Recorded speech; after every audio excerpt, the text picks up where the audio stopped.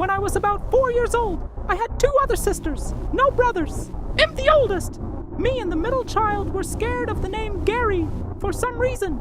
I don't know why. I just thought it was a scary name. But because me and my sisters were siblings, the middle child, I don't want to say her name on here.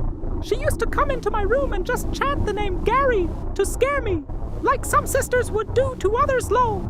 I can't remember how many times she would do that though. But I remember one night I was up at around 11 o'clock at night, watching Wipeout. Does anyone know what happened to that show?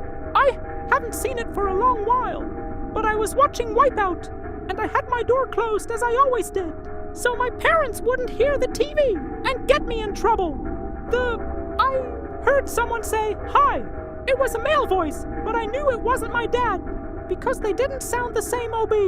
So I look around and see no one in my room. I look at the TV again, but for some reason I look up, and there was what I thought was a ghost up there. He looked 2D, only half of his body was up there, from his waist up.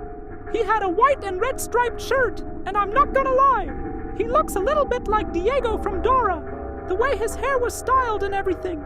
He said hi to me again, but I ran out of my room, started crying to my mom, and she took me downstairs and called my auntie. There were 2 couches in my living room, one by the kitchen and one by the hallway that had the stairs.